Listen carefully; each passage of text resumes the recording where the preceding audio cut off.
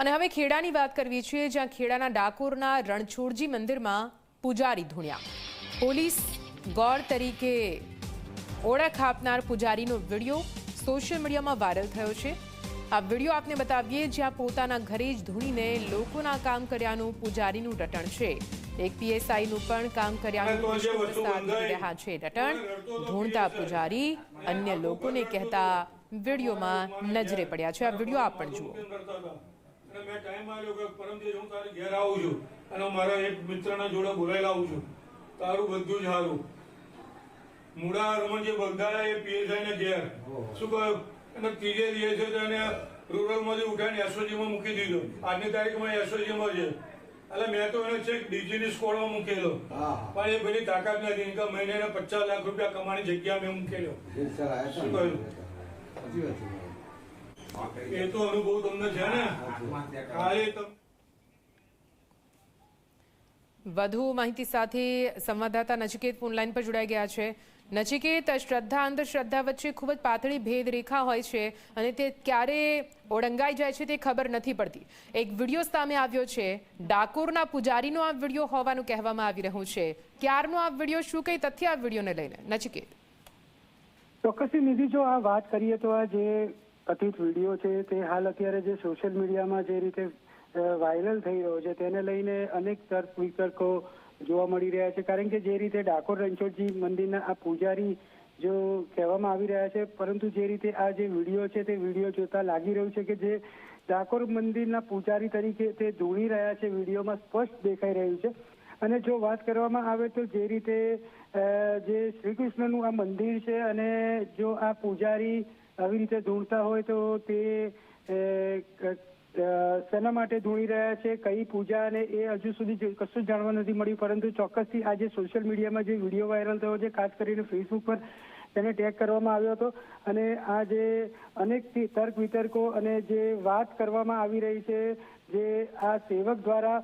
બિલકુલ નચિકેત, આપની પાસે આવીએ છીએ અત્યારે વધુ વાત કરવા માટે. આપણી સાથે વિજ્ઞાન જાથાના ડાયરેક્ટર જયંત પંડ્યા જોડાઈ ગયા છે. જયંતભાઈ, ફરીથી આપનો સંપર્ક કરવો પડી રહ્યો છે, કેમ કે ફરી એકવાર એક એવો વિડીયો સામે આવ્યો છે જે 21મી સદીમાં વિજ્ઞાનના આ યુગમાં સવાલ ઉઠાવી રહ્યો છે, જ્યાં એક પૂજારી ધૂણી રહ્યો છે ત્યાં સુધી કે તેણે પોલીસના પણ કામ કર્યા હોવાની વાત કરી રહ્યો છે. જયંતભાઈ, એક તો ખાસ કરીને આવું સુપ્રસિદ્ધ મંદિરની અંદર પૂજારી ધૂણે અને પાછી પોલીસ સાથે ઓળખાણ ને વગની વાત કરે, આ તો બહુ અતિશયોક્તિ છે. અને આ ઘટનાને વિજ્ઞાન જથ્થા વખોડે છે, દુઃખદાયક છે, પીડાદાયક છે. અને પૂજારી કે મંદિર હોય છે, માણસો માનસિક તંદુરસ્તી માટે, આશ્વાસન માટે અને પોતાની પ્રેરણા માટે આવતા હોય છે. ત્યારે પૂજારી આ પ્રકારની હરકત કરે તે ચલાવી ન લેવાય.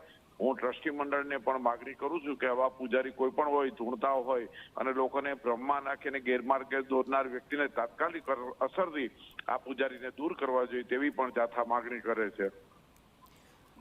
બિલકુલથી આપ લોકોને શું કહેવા માંગશો, કેમ કે ભલે આપણે 21મી સદીમાં રહેતા હોય, આ પ્રકારના ધુતારાઓને લોકો માનવા વાળા છે, એટલા માટે જ આ પ્રકારના ધુતારાઓ લોકોને લૂંટી રહ્યા છે. આપની વાત સાચી છે. આપ સતત પ્રયત્ન કરશો લોકોમાં વૈજ્ઞાનિક વિચાર આવે, અંધશ્રદ્ધામાંથી દૂર થાય, એવા સતત આપ પણ પ્રયત્ન કરો છો. અમે લોકોને અપીલ કરીએ છીએ કે આપણે 21મી સદીની અંદર વિજ્ઞાન ટેકનોલોજીમાં ચંદ્ર મંગળ ઉપર વસવાટની તૈયારી કરીએ છીએ. આપણે મેટ્રો સિટી અને આધુનિક આપણે જોઈએ છીએ કે નાના બાળકો પણ વૈજ્ઞાનિકો બને એવી રીતના પ્રોજેક્ટ તૈયાર થઈ રહ્યા છે. ત્યારે પૂજારી દરજાના વ્યક્તિ છે કે જે લોકોને સાચી પ્રેરણા આપનાર હોય છે, સાચી દિશા આપનાર હોય છે, જો એ જ વ્યક્તિ જ્યારે અંધશ્રદ્ધા તરફ ધકેલે અને પોતાને મોટી વગ છે તેવી પણ ઓળખાણ બતાવે અને લોકોને પાછલી સદીમાં લઈ જાય, તે કદી પણ ચલાવી ન લેવાય. એટલે લોકોએ આવા ભ્રમથી, આવા ભ્રમ વિભ્રમથી, આવા ચમત્કારોથી, આવા ધૂણવાથી તિલાંજલિ આપવા જાથા અપીલ કરે છે.